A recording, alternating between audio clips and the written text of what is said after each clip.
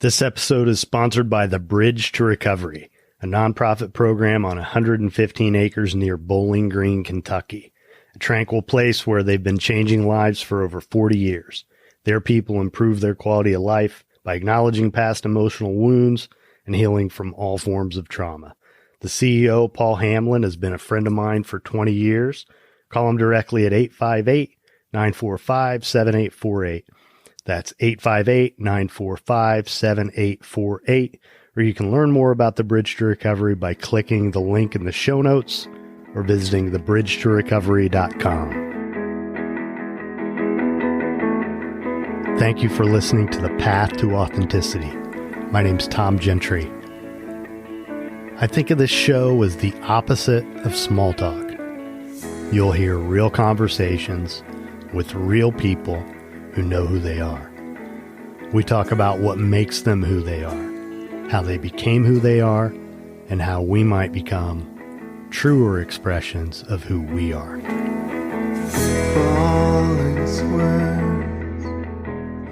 This is Lucia Capacchione, and this is The Path to Authenticity.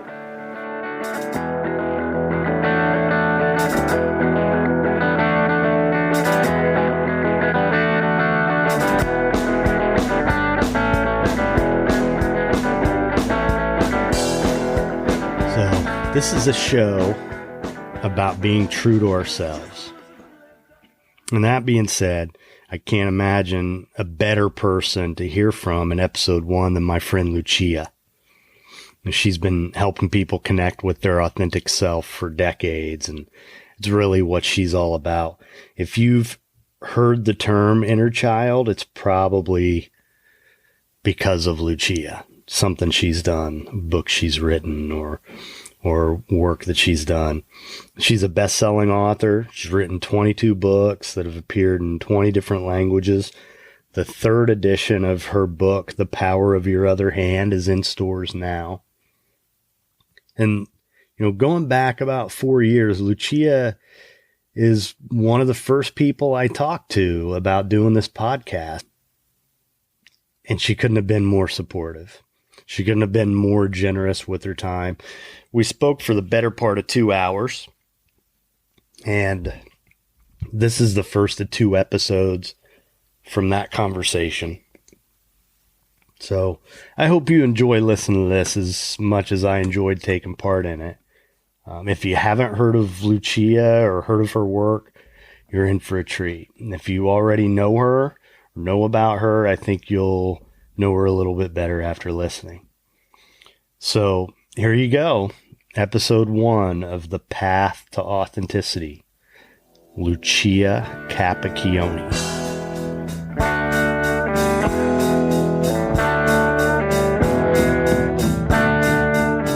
Just the product of some bad seeds. Hi, how are you, Tom? I'm great. How are you?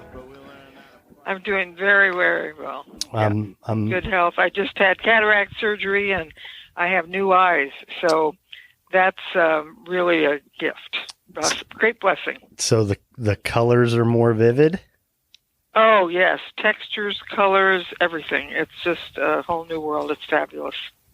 That's great. Well, first of all, I just want to thank you for taking the time to do this with me. It's an honor, really, to talk to you. And, your work has just affected so many people. And as we've prepared for this, just giving it thought, I've been excited about it, and I've thought a lot about what I wanted to talk to you about, and just, how common the term inner child is, how prevalent it is in the helping profession. And just to be able to talk to the person who kind of started that whole movement, I'm really, really happy about it. So, if you don't mind, tell me a little bit about your childhood and what your family was like. Well, my childhood really figured into, what I became later, because I was very blessed to have a family who were very creative. My father was a film editor in Hollywood, And I was exposed at a very early age to some amazing talent. People like Judy Garland, and my father worked on movies with Fred Astaire and Gene Kelly. Oh, and my gosh. So I got to go see those musicals, usually at the previews. They used to have sneak previews in those days. Wow. And I got to see them before they were released into theaters, and that was very exciting. And I also got taken on the set occasionally to see movies being shot and to be around the actual creative process, which is very different than what you see on the screen, of course. I'm sure it is. And, of course, in that business, there are a lot of very creative people, and I observed at close hand how the inner child, the creative child, is expressed through the arts. And so that was a great gift for me to grow up with that. Hmm. So I'm assuming that when you were really young, you couldn't quite connect the dots, that that's what it was, the inner child, that those are dots you connected later on. Definitely. Yeah, definitely.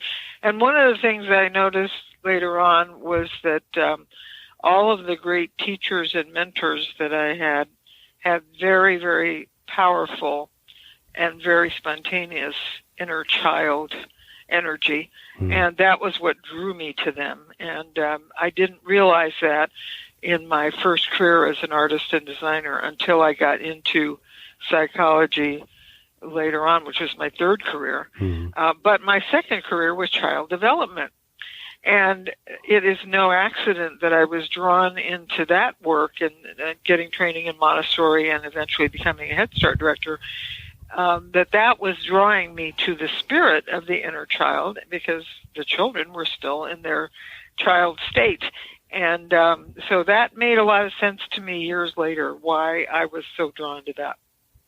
So can we go back a little bit and talk about your artistic career? And, specifically, I've always found it really fascinating that you got to work with Charles and Ray Eames.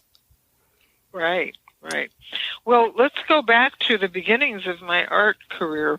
Happened when I was ill. I had pneumonia when I was 9 years old. And I had a very severe case of it, and I also had side effects to the penicillin they gave me. So I was in bed for a very long time in the winter of that year. And one of my girlfriend's mothers gave me a how to draw book and a sketchbook. And I sat in that sickbed and drew and drew and drew. And that really helped me to heal from the pneumonia, because I wouldn't have said it then because I didn't know the word, but I was really suffering from depression also, from the medications and from being ill so long. And it was a very difficult time physically, but also emotionally for me at age 9. And that drawing really brought me back to life, just that process of being able to create something on my own. Wow.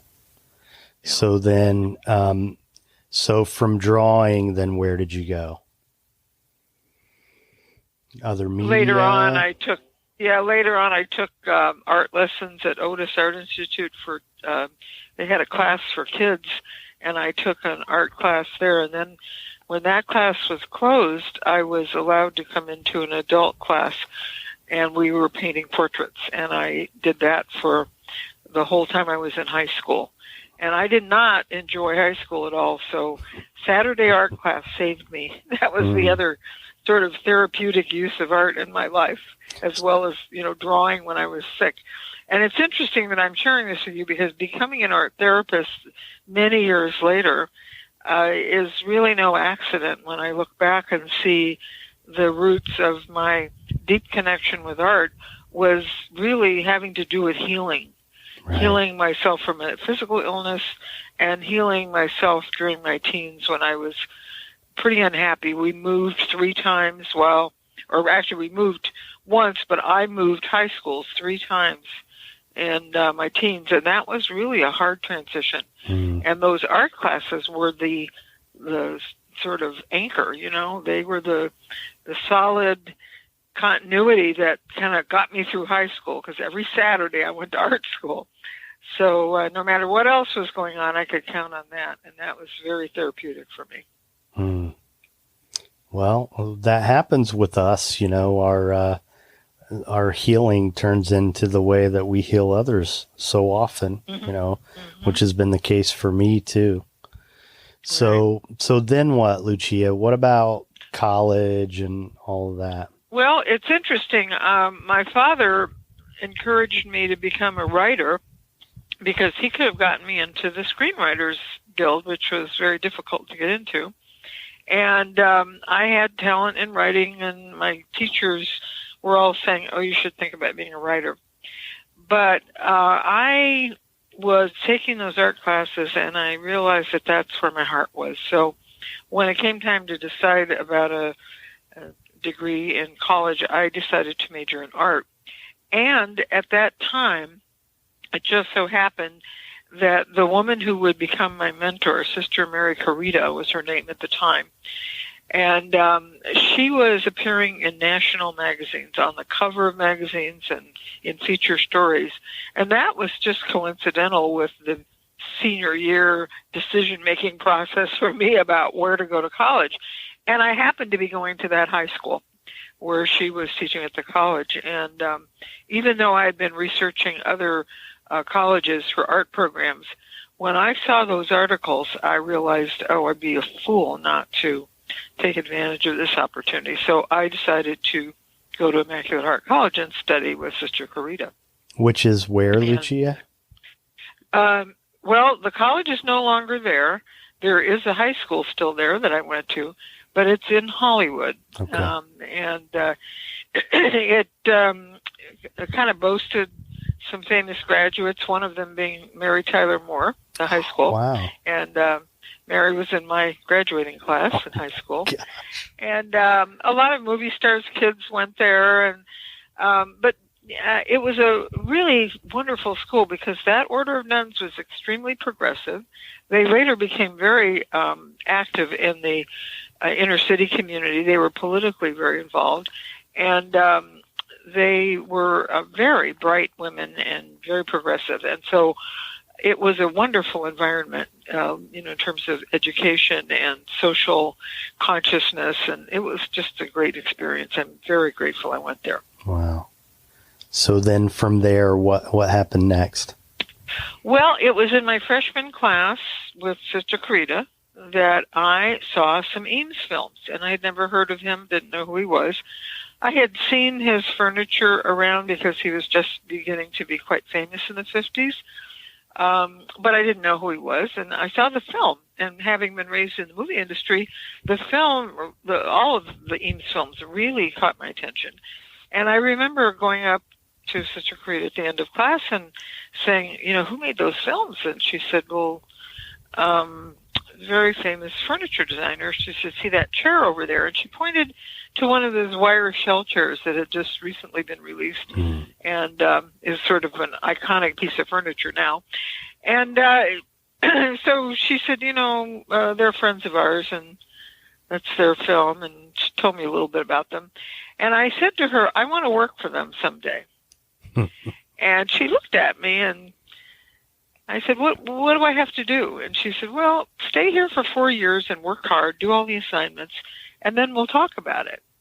And I did exactly what she said. And after my junior year, I got a job first as a babysitter for his grandchildren who were visiting, and then I got a job at the Eames office doing any number of tasks that needed to be done, graphic design and painting murals and just doing all kinds of things.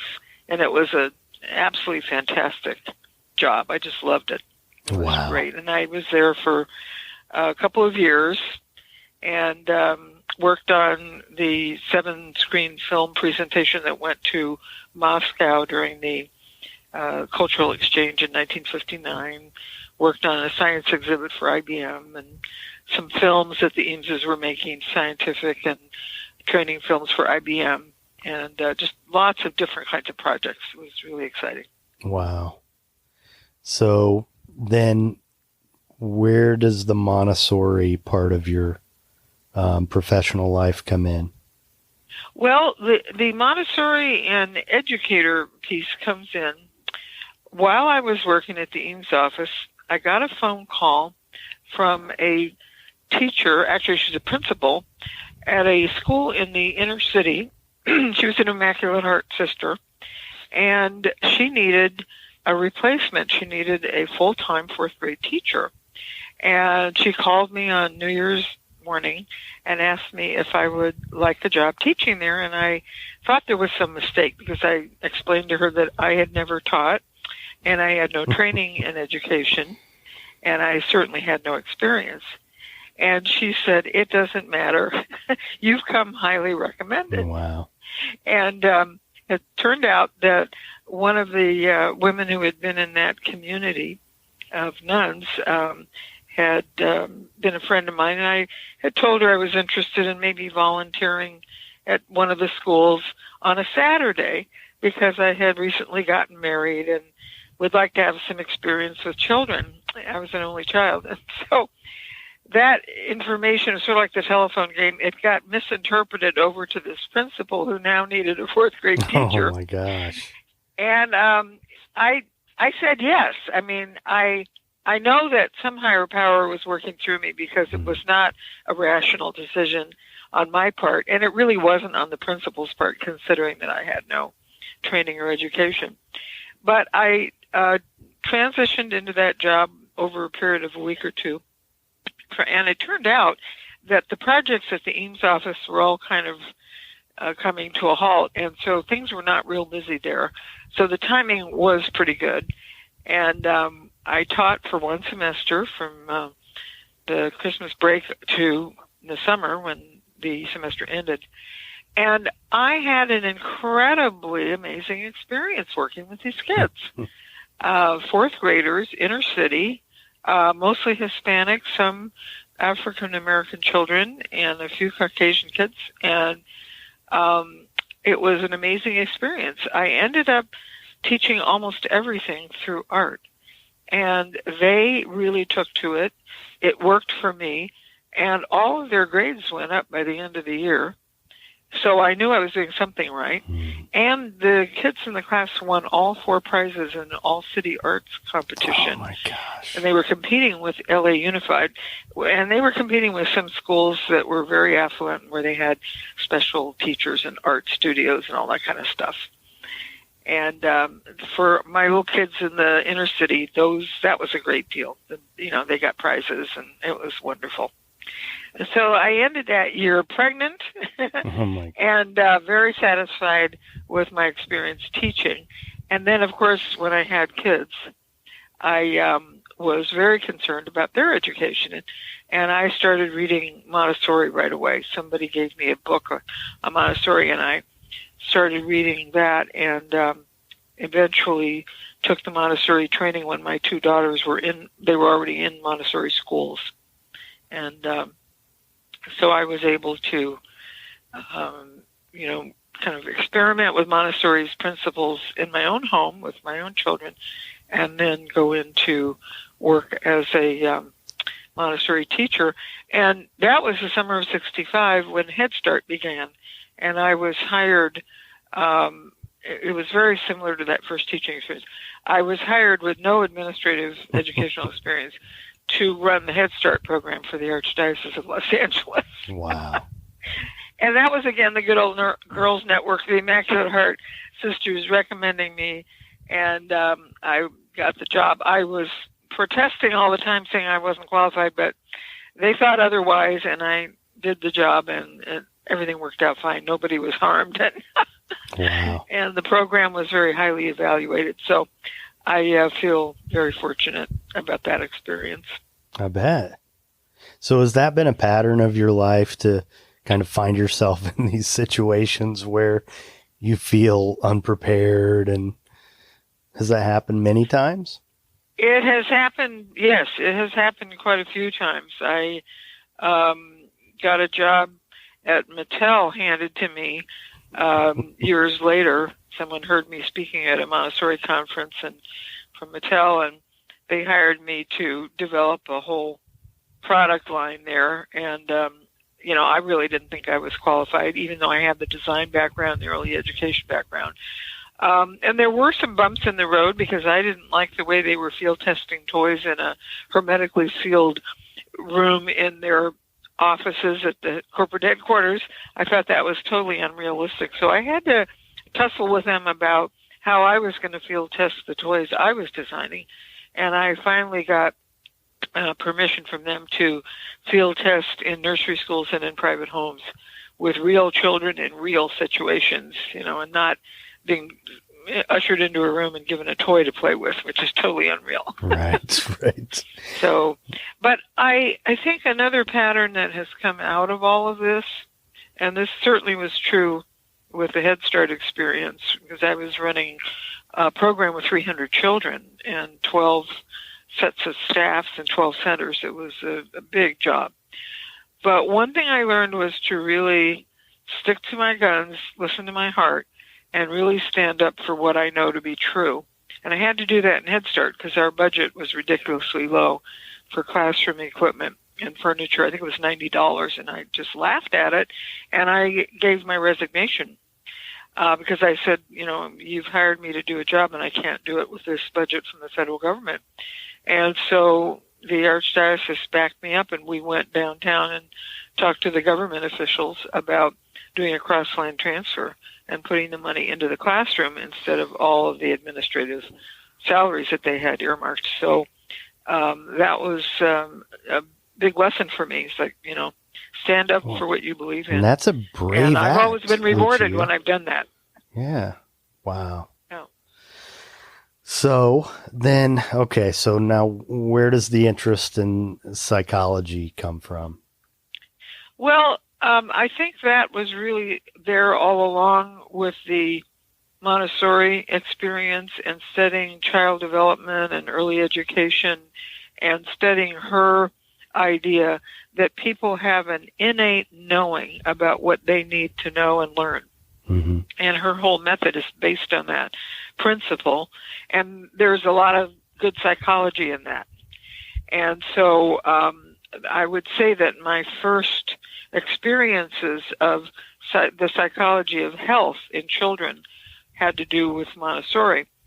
But my real inner crisis with that, and what led me into the field of art therapy, was my own illness. Again, a physical illness in 1973 when I was 35. And by this time, I was divorced and raising my two children. They were 7 and 8 when I divorced. And a couple of years after the divorce, I came down with a very mysterious condition, and I was really not functional. I was quite ill. And the doctors were misdiagnosing what I had. I found out years later what it was, but at the time they didn't really know. And I was taking medication and having side effects, and it was just a downward spiral. It was a terrible experience. And one day they got my lab tests mixed up with someone else's and called me and said, don't take that medication. It should have been given to somebody else. And I got so disgusted that I stopped taking the medication because I was already taking it and I was already having side effects. So I just got disgusted and I threw all my medicine out and went back to bed and just did some serious soul searching. It's like, what is working and what isn't here? And one thing I knew was that this journal that I had just started keeping at the beginning of that summer really made me feel better. Whenever I drew and wrote in my personal journal, dumped my feelings out, drew my dreams out that I was having at night and all that, I felt better. And so I decided to just continue doing that. And I shared that journal with a friend who told me about her therapist. She said, I think you'd really love working with her. And I said, great. So that's what I did. I worked with her for 3 months, and that was fabulous. She was doing a combination of Gestalt therapy and transactional analysis and some energetic work, body work.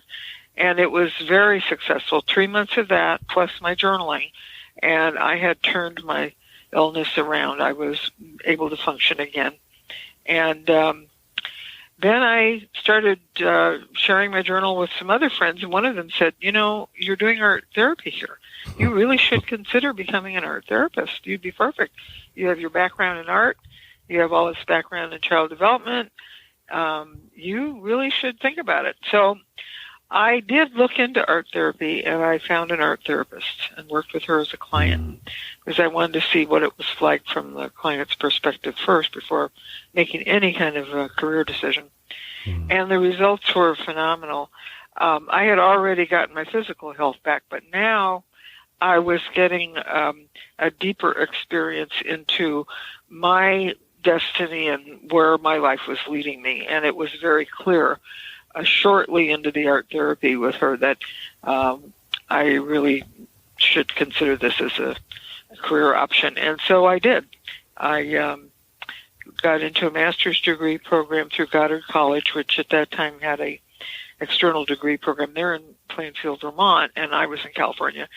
And because of being a single parent and supporting myself, I really couldn't go to Vermont, but they did have an external degree program. So I signed up for that, and I got my master's in art therapy, and also then went on to become a registered art therapist with the American Art Therapy Association. So, Lucia, if you don't mind, you mentioned transactional analysis. Can you just explain what that is? Well, what I understood from TA was that we have these various states of being inside of ourselves. Ego states. That are always there. And one of them was the inner child. And that's our spontaneous, playful, and very emotional self. So it involves a lot of different feelings, and it also involves a way of looking at the world. So when I was in my inner child state in those sessions, and she would combine that with Gestalt therapy, so I'd move around the room and be in my inner child state, I realized how creative I was and also how emotional. And so that gave me a taste of a part of myself that in growing up I had kind of left behind to a certain degree. I had brought my creative child with me into adulthood, but I had not really honored my emotional child. And that was the part of me that was the one that would come in to make me ill and stop me from going on in business as usual. And I realized Wait a minute, that, pay attention to me. Was the message what? You were getting the message? The message was take that care of me. The inner child. Yeah, the message was that the inner child had been ignored, and she had kind of gone on strike, right. Because I was pushing and stressing myself out and working really hard and being a grown up and carrying responsibility, but that I had not been listening to her. And I had started listening to her in my journal.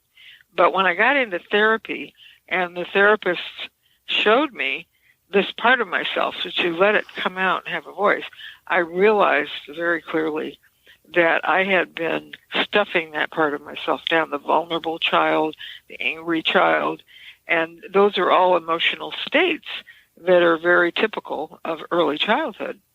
And so that was a real awakening for me.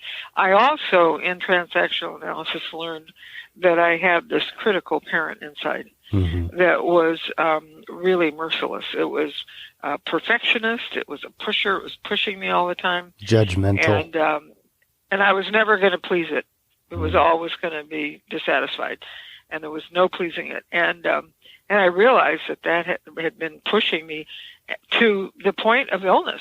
You know, so the combination of this pusher and the child finally saying, "I can't do this anymore. I'm going on strike," put me into that sick bed, and that all became clear when I got into transactional analysis with her. Wow. So then, between the art therapy and your journaling and your work in transactional analysis, and to begin to identify these ego states, then it seems pretty logical that would soon unfold into your recovery of your inner child, right? And so exactly. So then how did that relate to you writing the book? Well, I wrote my first book because my students were demanding it. I was teaching a creative journal class for 6 weeks at the local YWCA. And that was right after I started my private practice in early 1976. And the first class I taught was a 6-week journal class. And the students were very excited about the class, and they were very excited about the comments that I made and the journal prompts that I was giving them. And I would give them these little, one-page sheets with 3 or 4 prompts on them. And they said, you really should write a book about this and put these prompts into a book. And I continued teaching an advanced class and so on and so forth. So I was adding more prompts. And they were saying, yeah, you definitely are writing a book here. And I said, a book of journal prompts would be quite boring. What's exciting to me about the class is your journal work that you're sharing in here. So I would be willing to write a book if you would contribute some examples from your journals. And they all agreed. And so that was how the Creative Journal, my first book, was born, which is a series of journal prompts, some introductory text of mine, and then, of course, all their work. And that got me really started. The inner child work that was contained in that book really sparked people's interest. And I started getting a lot of private clients who wanted to know more about this inner child stuff with the art. So I started doing a lot of art therapy with people's inner child, and I would have them scribble and doodle. And, of course, while I was in therapy, I had discovered my non-dominant hand and what could come out of that by writing a drawing with a non-dominant hand. And so I started doing that with my clients, and the results were phenomenal. It was way beyond anything I'd expected. The therapy moved very quickly. Some really major issues got resolved, and, they were referring me to other clients, and it just spread from there. So that was how it all started. And then I wrote my second book, The Power of Your Other Hand, which incidentally is just being re-released again in its 3rd edition. And I had a whole chapter in that book called Recovery of the Inner Child.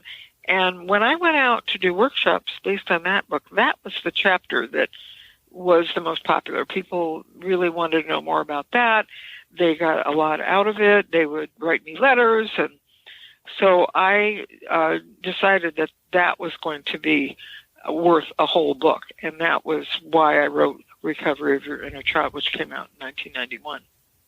So the power of the other hand, was it in your private practice and this art therapy that you were doing with your clients that you kind of discovered this?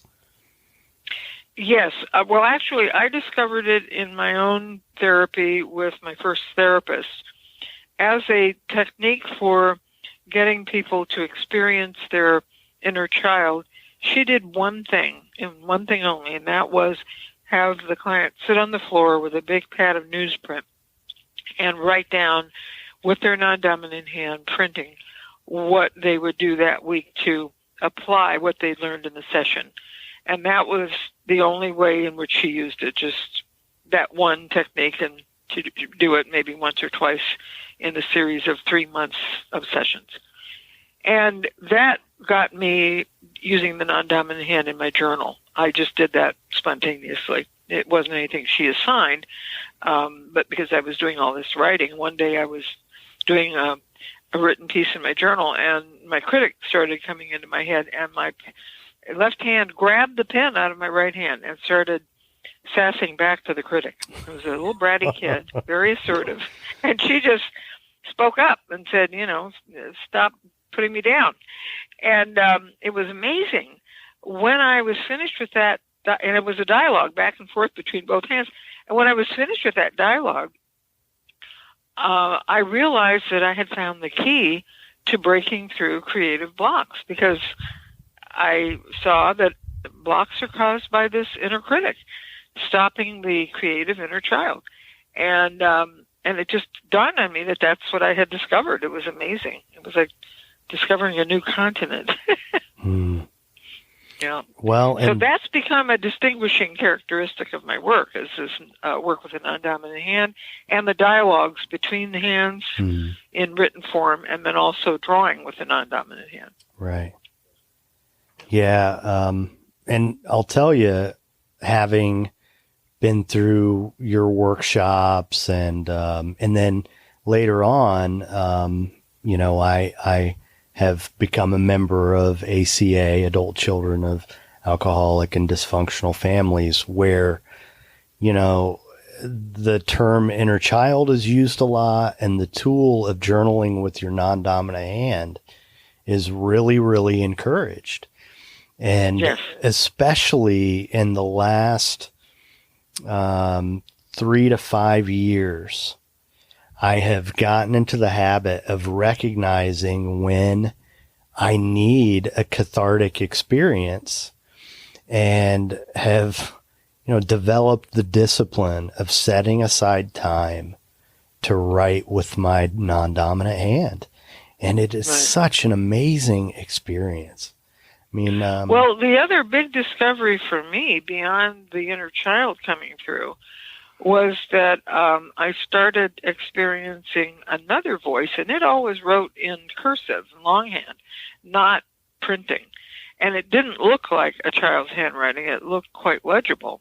It was very different, but it was still my non-dominant handwriting. And it was a voice of inner wisdom and comfort. And it was like having a wise sage there with me, giving me guidance about any problem that I was having in my life or any difficulty I was facing. And that was a real surprise, because I did not expect that kind of a voice to come out of the same hand that was speaking for the inner child. But that's what happened, and that's been a huge discovery. So do you think it would be fair to say that when the inner child is properly nurtured and well taken care of, that's when that voice of wisdom begins to emanate from the inner child? Well, I don't think it's coming from the inner child. I think it's coming from a different place. It's a very wise voice. Sometimes it speaks almost in scriptural language. It sounds like a very universal voice. And this was an experience that I want to share with you that really told me how universal it was. I was leading a retreat at a Franciscan retreat center in California for 95 women recovering alcoholics. And it was an inner child weekend. And on the final day, Sunday afternoon, after they went to their 12-step meetings, we had our closing session. And in that session, I asked them to do a dialogue with their higher power and to ask their higher power for guidance in any area of their life where they felt confused or, challenged, etc. And then to switch the pen to their non-dominant hand. And this time, instead of asking for an inner child to speak, ask for their higher power to speak. And they wrote for quite a long time. At the end of the session, I opened the floor and had people come up to the microphone who wanted to share what they had written. And I want to tell you, Tom, there was not a dry eye in that house. Everybody was crying when they were hearing each other's sharing. And a few of them got up at the very end and said, "This all sounds like the same voice coming through." Their voices were interchangeable. And they all agreed that, Mary Jane's higher power voice could just as well have been mine. And it was speaking to stuff that I'm dealing with.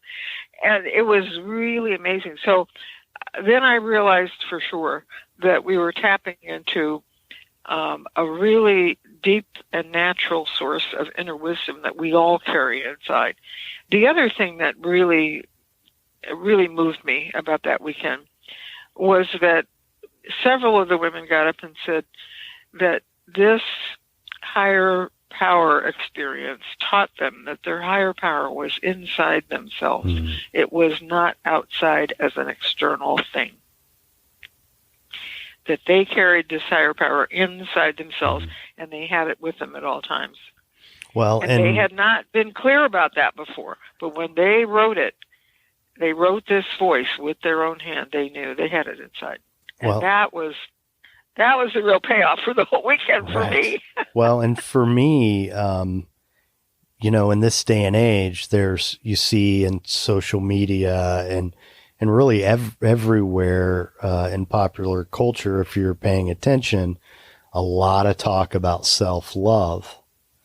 And for me, to really be able to grasp that, learning that lesson about my creator being part of me and me being a part of it, I mean, it opened doors for me to be able to love myself in a way that I never really could before.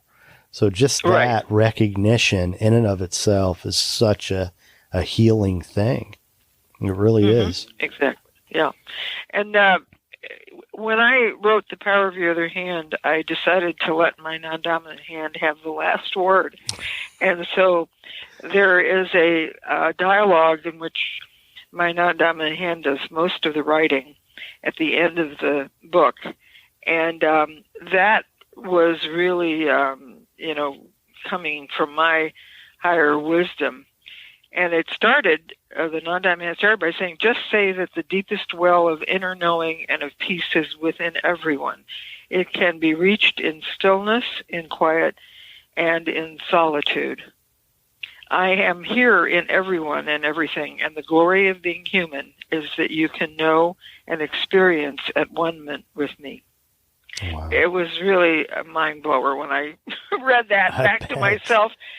And at the very, very end of the dialogue, which, you know, is the close of the book, there were some words that I have never forgotten, and that have kind of informed my life and my work since then. And it said, the highest truth and wisdom resides within you. Everything else is illusion. You will see that you've had it backwards all these years. You thought yourself was the little scared, confused character that doubts and worries and defends itself. That is the figment of imagination. That is the thing you made up with your mind. I am the real you. I am your true self, reminding you to wake up, come home to the bliss of your inner self. It's beautiful. Yeah.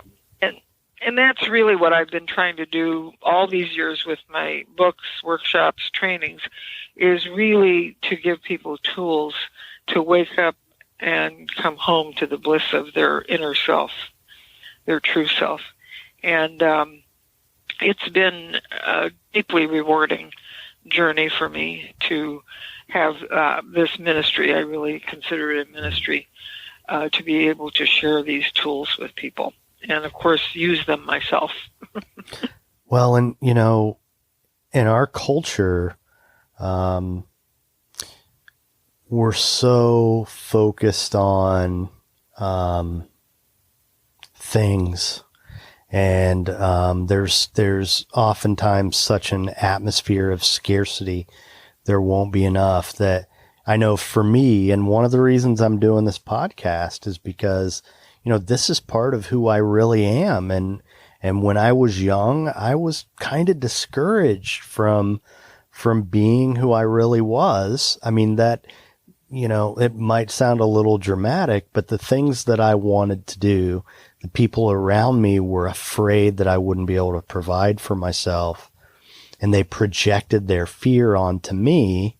And, you know, I was at a place in my life where, you know, I didn't have a strong ego. I didn't have a lot of self-esteem. So I was easily influenced by all of that. And then, you know, the suffering, much of the intense suffering that I've experienced in my life, I now see as originating from my deviation from my true self.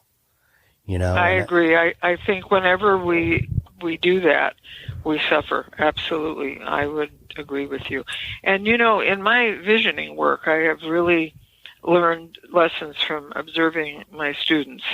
I wrote the book Visioning in the early 90s about using magazine photo collage to create the image you want. That became very popular years later with the book The Secret. And I didn't invent that collage approach. It had been floating around in unity churches and Church of Religious Science for a long time. But as an artist, I had used storyboards. I had worked on animated films. And that's something that we do in filmmaking and lots of arts, where you create a visual storyboard. That goes way before any of the Unity Church treasure map workshops were going on in the 70s. So I was totally comfortable with this idea of visioning through pictures what you want to manifest. Of course, architects do that. Designers do it. I mean, that's what we did for a living as designers. But what I added to it, because I knew there were blocks, I added the journaling piece. And the journaling with the creative inner child, journaling with the critic who stands in the way and says, no, you can't have this dream. That's too crazy. It's too impractical, and you can't make a living doing that. Or that, that's just beyond your scope. Who do you think you are? And that voice comes in and blocks people from listening to their heart's desire. So when I do these workshops, and certainly I spell this out in the book, I tell people right now, you're just going to go for your heart's desire and put that out as you go through these magazines. And it is not about collecting stuff. It's about what state do you want to experience? What experiences do you want to have? That's what you're illustrating. And then we do the journaling and we dialogue with the images. What are they saying? What part of you, it's like working with dreams. What part of you does that image represent? What kind of strength are you going to get from that? Whether it's a person or a place or a thing or whatever it is. And then working with the inner critic and finding out, what is your critic saying about all this? And then you answer back and tell it to shut up. Tell it you're not going to put up with this, that you are going to follow your heart, and that's it. And the amazing thing that happens is that when people do the journaling in conjunction with their vision collage, they develop the skill to do exactly what we're talking about, to really follow their heart in spite of internal and external criticism from others, either way. And the external criticism only works if we're criticizing ourselves. So we have to start there with the inner critic. Right. One of the things I have come to believe is that for me, I believe that inner critic, he kind of got all of his ideas from the outer critic. That's where right. it started. Right. And then, even if the outer critics, stop their chirping, I don't need them anymore because, right. my inner critic has taken that all on. And you mentioned one of those messages that, I've come to learn has been really, really big for me, a huge obstacle. And that's, who do you think you are? Yeah, right. Which is a killer. I mean, how can anyone do anything great in this world if they're asking themselves, who do you think you are? Right, exactly. And I really experienced that when I wrote my first book, because my critic was jumping in and creating a writer's block. I was paralyzed for 3 weeks. I have that story in the Creative Journal book. At the back of the book, I tell the whole story because I want people to know you wouldn't have this book in your hands if I hadn't learned to sass back to my critic.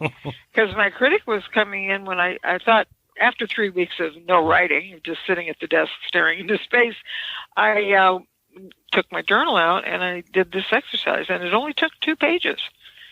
So I wrote down what the critic said. You're no author. You can't write. Look at the stuff you've written. Blah, blah, blah, blah, blah. Who wants to read that? And then I put the pen. Oh, and of course it told me no publisher's ever going to publish this. Right. You're wasting your time, right? Right. That's the other, real killer line from the critic. You're wasting your time. You'll never succeed. Mm-hmm. So when I put the pen in my other hand, my inner child just sassed back and said, I'm doing it anyway, And basically, I was showing up at the desk and putting the time in. So even though I hadn't written anything, at least I had been true to my commitment. And by the end of that dialogue, my inner child said, "You're wasting your time." And I went down to my desk and started writing, and I finished that book in 3 months. Wow. And I was only working, a couple of days, 2-3 days a week, because I was a single parent and working almost full time, and I didn't have that much time. But in 2 to 3 weeks a week, 2 to 3 days a week, I finished that in 3 months, and I found a publisher pretty quickly. So, see, my critic was completely wrong, and it just was, something that I had to see through. I call it the emperor with no clothes. That critic is always going to tell lies. Right. And we learn. You're correct. We learned those lies from outside, and then we tape recorded them in our heads, and we keep playing them back to ourselves. And this tool really helps people to stop the tape. Okay, what's on it? Let's look at it. Let's examine it, and then let's answer back. Well, and here's another lesson that I've learned that relates to this, because there is the inner critic for me which tells me, you don't have anything good to write. Nobody wants to hear what you have to say. But then there's also the inner wisdom that has slowed me down, because what I needed to write, I wasn't ready to write yet. And I needed to learn the lessons I needed to learn in order to really convey the message that is most me, that is, what I'm really supposed to write. That's very important. I discovered that with my second book, The Power of Your Other Hand. I met a publisher in the early 80s who said, what are you going to write next? This is after the Creative Journal is out. And I told him about this non-dominant hand stuff, and he said, "Oh, sounds great. Why don't you write a book about that?" And I said, "Yes, I intend to." And he solicited a proposal. He said, "Yeah, I'd be interested." And I asked him. And I sent it in, and he rejected it. And I won't go into all the details, but, it was just crazy. I don't know that he really read the proposal that much, but I gave him 2 sample chapters and a table of contents. And anyway, he turned it down. And so then I continued working on it, and I got really blocked. And I had to have more dialogues with my inner critic, and I had to teach more classes and experiment more with the techniques. And long story short, the book was finally published several years later. But I realized when it was published that there was a lot of spiritual growth that I had gone through and had to go through before I was able to complete that book. And there was no hothousing that. You're either ready or you're not. Right. And I really wasn't ready at that point spiritually to finish that book. And I was very deeply grateful that, fate had created it so that I did not write that book earlier, because it would have been a different book. It certainly wouldn't have been as deep a book as it is, and it wouldn't have contained a lot of stuff that had to do with spiritual development, because I wouldn't have been there yet. Yeah, and for me that has been a painful lesson, because specifically, I've had in my head for a long time, that there's a book, and it's, I got to write a book. This judgment and, the inner critic and, shame because I haven't done it yet. And, I carried this stuff around for so long and grappled with it for a long time until I came to that realization that, you know what, this is okay. I'm going to write it when the time is right, and I don't need to judge myself anymore. I need to be patient with myself and allow the process to unfold rather than try to force it, because forcing it never works. Either. Right. And if it's coming from the critic and the pusher who are telling you should do this, and then nobody will want to read it. No. It would be a horrible book. It would be totally boring, and you wouldn't enjoy writing it, and what's the point? Yeah, exactly. Mm-hmm. Yeah. The creative child is the one that we really have to pay attention to when we're going to really take on a creative project. The child has to be on board. And if he or she is not, it's not going to happen, because the roots of our creativity are in our inner child.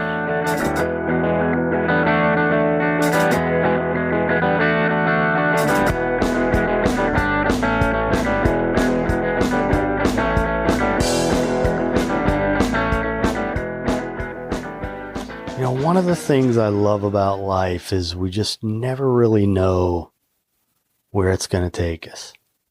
We never know where it's going to lead us, and it's can really be full of great surprises.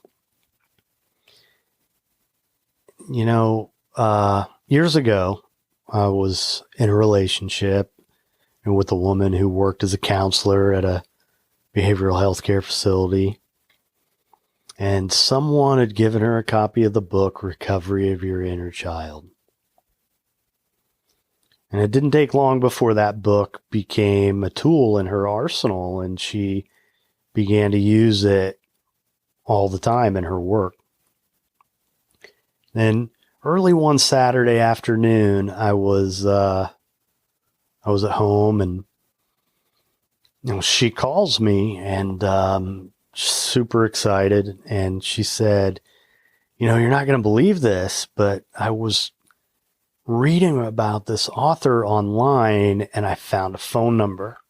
I called it, and she answered, and we talked for a long time. Told her all about what I'm doing. She has this program. She wants me to come to California. She wants me to train with her. I'm going to do it." And you know what? She did. She, over the course of the next year, she went to California a number of different times and started training with Lucia and went through the CJEA certification process, which Lucia talks about a little bit in this episode.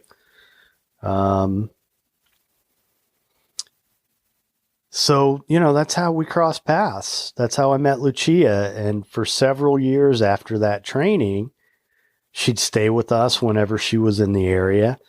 If she was down here to train other people or book signings or whatever it is she was up to. If she was in South Florida, she stayed with us. I've participated in a few of her trainings down here, and I've also had her come to facilities where I worked so she could work with the clients there. And I've just always loved being around her and spending time with her. She's such a fascinating person. And I've made a point to stay in contact with her over the years. And I'm glad I have.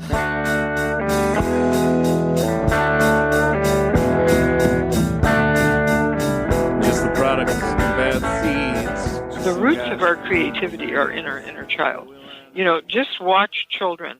Their sense of awe and wonder and experimentation and spontaneity, their playfulness, all of those qualities are what give juice to any creative project.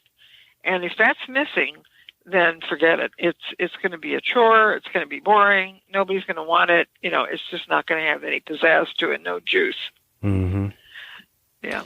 Yeah. And, which brings me to, another conclusion that I've reached is, life is really a lot, I believe at this point in my life, a lot more about unlearning than it is about learning, because as children, we are pure and spontaneous, and we know how to love.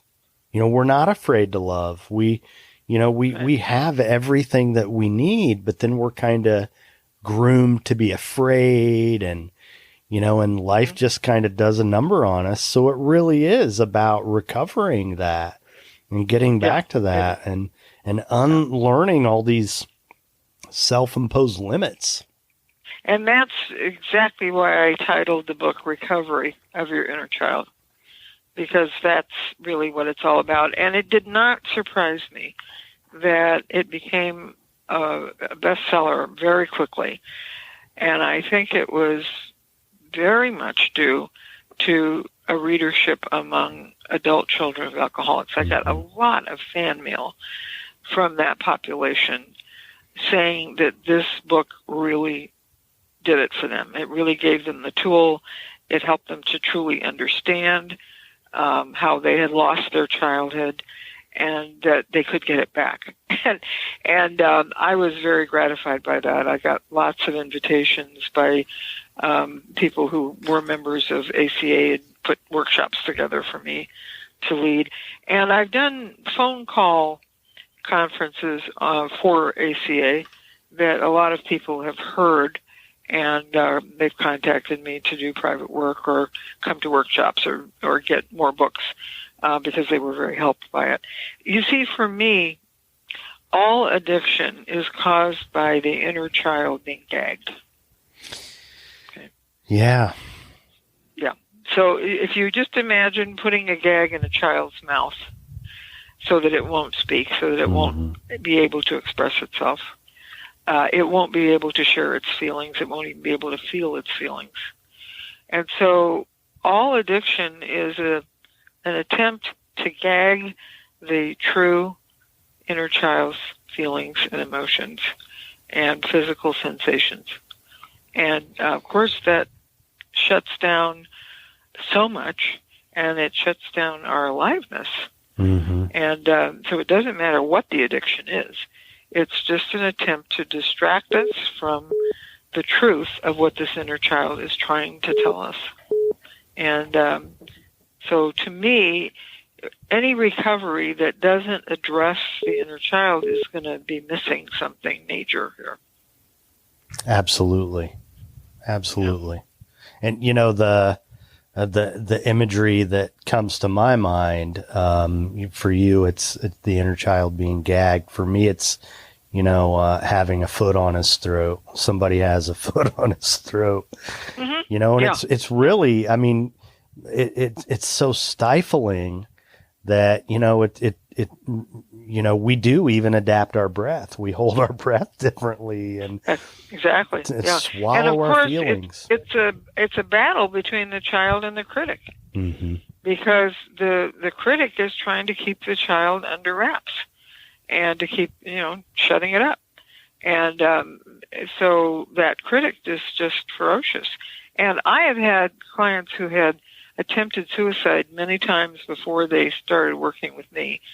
And they've talked to me about how the inner critic told them to do it.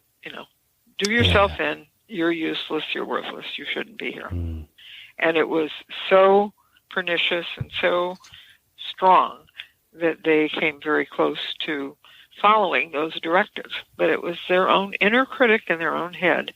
And once they started doing this work, they could see that they could have that battle out on the pages of their journal and dialogue with that critic and not do harm to themselves or, turn to an addiction, because many of them had been addicted as well. So, I don't want to sound overly boastful, but I have had a lot of people tell me that this method saved their lives. And I'm going to have to take them on their word, because they were the ones that were struggling with life-threatening mental outlooks and life-threatening behaviors, and that's what they've told me. So I am really grateful if that has been the case. Well, I think maybe maybe I see it as a little more indirectly for me, but definitely my own recovery, at the end of the day has been about, what, I deserve to be who I am. Right. I deserve that. We all deserve that. And, exactly. And I think, to introduce another little twist to what we're talking about here, which this is great. I'm enjoying this. We're really covering a lot, but codependency, which in my world gets thrown around all the time.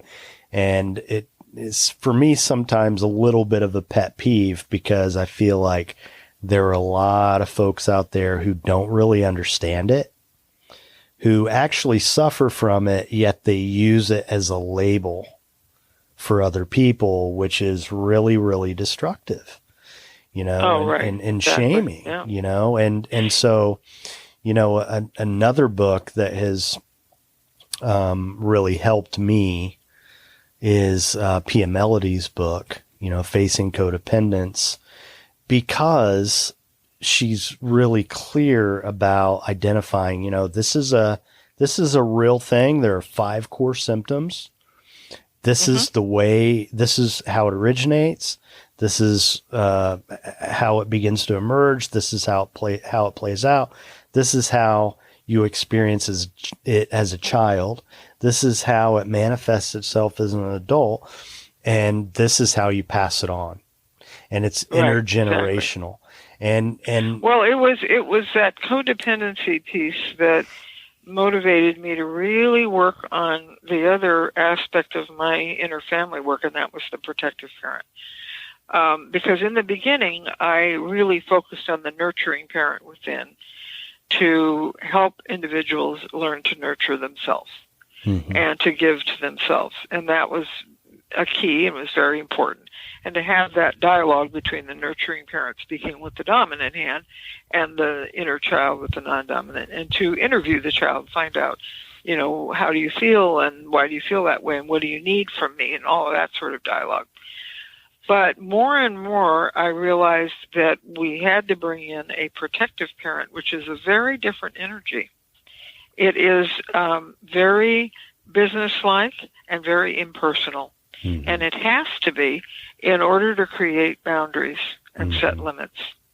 And that has literally saved some of my clients' lives who were in situations where they were being really taken advantage of, and they had not known how to stand up for themselves. And once they experienced, and I do voice dialogue work now, it's not Gestalt, it's sort of rooted in that, but in voice dialogue work that was developed by Helen Sidra Stone, who I trained with. In the voice dialogue work, I interview the members of the client's inner family, and I start with the protective parent. And I have them get up out of their, what we call the aware ego chair, which is kind of the director of the play of their life. And we talk to the protective parent, and I ask them to spontaneously find out where that protective parent feels most comfortable in the room. Sometimes their protective parent is out to lunch, and it'll be out in the hallway, won't even be in the room. And that tells us a lot, too. But we find out where the protective parent is, and then I interview them as their protective parent. And that protective parent has its own identity, its own job to do, its own worldview, and its only job is to protect the inner child. That's it. So that means protecting the body, protecting the emotions, protecting the creativity and the spirituality of the inner child. And so I'll interview it and find out, is it on the job or not? And if it isn't, what support does it need, etc. And their body posture and their tone of voice tells them and me everything about how their boundary setting and limit setting function is working. And we personify it through that protective parent. And they know that when they have to bring their protective parent in to set some boundaries, they're going to know what it feels like inside. They're going to know what their voice sounds like when they're speaking from that place. Yeah, I mean, and I mean, very vivid memories come up for me as you mention this. And I can feel it, that energy. And for me, the way that has emerged in my adult life is in the presence of bullies. Because, I had some bullies to contend with as a kid. And, there were times as a kid when that protective parent showed up and put his foot down and said, this isn't happening anymore. And, I had a conversation with somebody a couple years ago who was, probably fits into that category as a bully. And I knew what I was getting into when I got into this relationship. And I knew the day would come when there was a reckoning when, my protective parent said, you know what? I've watched you bully a lot of people. You're not going to bully me. Exactly. Yeah. And I'm teaching this to young people now through a program that I developed for middle school and high school in our local schools here in Cambria, California. I've trained the teacher in my Creative Journal Expressive Arts certification training. And she has been working for 3 years now with these kids. And one of the workbooks we developed is called